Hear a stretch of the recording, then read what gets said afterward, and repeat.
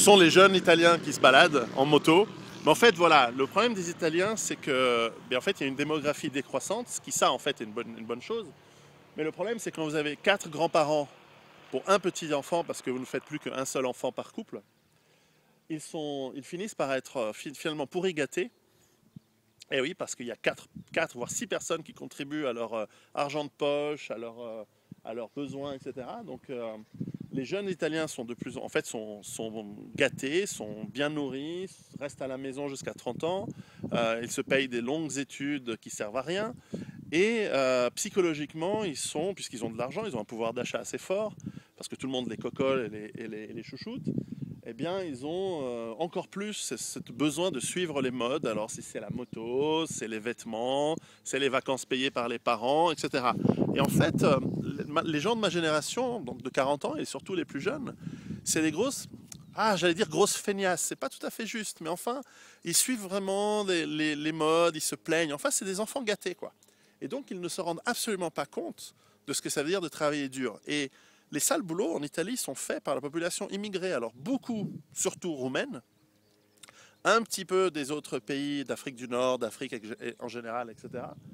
Mais enfin, les Italiens, à part peut-être un petit peu dans les grandes villes du Sud comme Naples, etc., ils sont assez tranquilles, hein, les jeunes. Donc moto, sortie, cinéma, la drague, c'est très bien, mais c'est plus tellement l'envie de travailler comme il pouvait y avoir encore. Donc ça, c'est un gros point de faiblesse psychologique en Italie.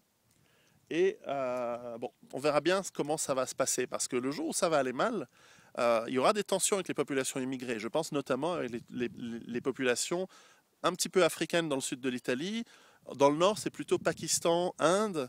Donc vous voyez, chaque pays est différent. L'immigration en Italie n'est pas du tout la même qu'en France, et pas du tout la même qu'en Angleterre. Elle est très particulière à ce pays.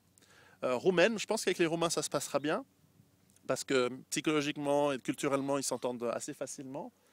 Mais bon, ce sera pas évident. Je me demande si les gens auront l'énergie nécessaire pour le faire. Enfin, culturellement et génétiquement, ça devrait être le cas, puisque l'Italie est un pays de gens travailleurs et de gens innovants, capacité d'inventer de toutes sortes de choses assez impressionnantes. On voit les œuvres d'art et la nourriture, c'est extraordinaire qu'un pays comme l'Italie est capable de faire. Moi, je pense que la nourriture italienne, alors je ne veux pas me faire des amis chez mes amis français, mais je pense que la nourriture italienne, dans le général, est largement plus variée et meilleure.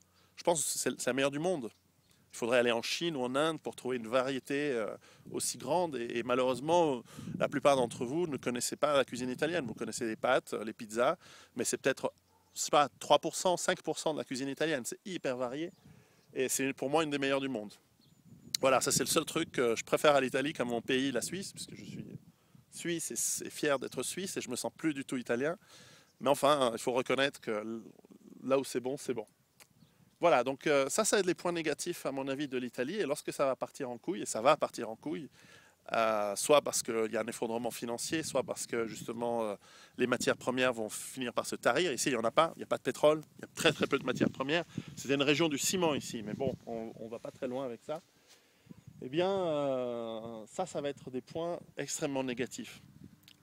Voilà, donc est-ce que l'Italie est un bon endroit pour mettre en place sa base autonome durable?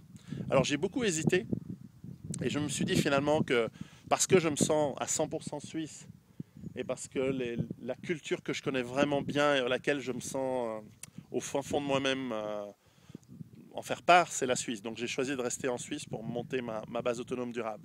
En revanche, l'Italie est très bonne et j'ai hésité un moment de venir dans cette région parce que agriculturellement, au niveau de l'altitude, au niveau du climat, c'est bien meilleur. Bien sûr, il fait plus chaud. Il y a encore, ici dans le nord, il y a beaucoup d'eau. Dans le sud, il y a l'accès à la Méditerranée. Donc, il y a quand même des ressources de poissons et de pêche excellentes, même pas très loin, donc ça va. Mais voilà, c'est quand même un endroit excellent. Et donc, si vous êtes français ou franco-italien, ou si vous êtes italien et que vous habitez en Italie, ou si vous avez une maison de vacances en Italie, ça arrive pour les plus fortunés d'entre vous. Je pense beaucoup des Anglais, mais il y a des Français, des Suisses qui ont des maisons ici, notamment la Toscane, ça a été vraiment à la mode, ou ici au Piémont, ou dans le Nord, ou partout en Italie. Si vous pensez qu'en cas de crise, vous allez pouvoir y arriver, et que vous voulez les transformer en base autonome durable, c'est tout à fait possible, parce que si vous arrivez à gérer l'aspect défense, ce qui ne va pas être facile, Les lois ici sont encore pires qu'en France pour la capacité à acquérir de quoi se défendre. Mais enfin, c'est agriculturellement, hydrographiquement pour l'eau et même pour le lien social, très très bon. Les gens savent travailler ensemble, ils sont encore solidaires, ils travaillent justement dans ces petits villages, la main dans la main. Et je pense que les Italiens ne sont pas hyper agressifs et ils ne vont pas être méchants les uns avec les autres. Probablement les étrangers qui sont ici vont passer un très très mauvais quart d'heure. Les Italiens sont capables aussi d'être très très méchants et très très violents avec les faibles. Ça c'est comme ça, c'est dans l'histoire d'Italie, alors c'est pas un bon côté, mais en même temps c'est comme ça. Les Italiens sont gentils avec les forts et très méchants avec les faibles. C'est probablement un aspect assez moche du caractère italien. Mais enfin, c'est comme ça. Donc, il ne faut pas les faire chier si vous êtes faible. Donc, les Sénégalais, les Nigérians, les Pakistanais qui sont ici, ils vont passer un très très mauvais quart d'heure le jour où ça va mal. Où ils ont intérêt à partir, à mon avis. Mais enfin bon, c'est comme ça. Et j'espère que je me trompe. Donc voilà, ça c'est un petit peu pour l'Italie. Demain c'est Pâques, donc je vais vous faire une émission spéciale depuis une église qui me plaît bien. Et voilà, donc je vais vous passer cette information. Donc voilà, une petite vidéo depuis chez moi en Italie. Et à très bientôt.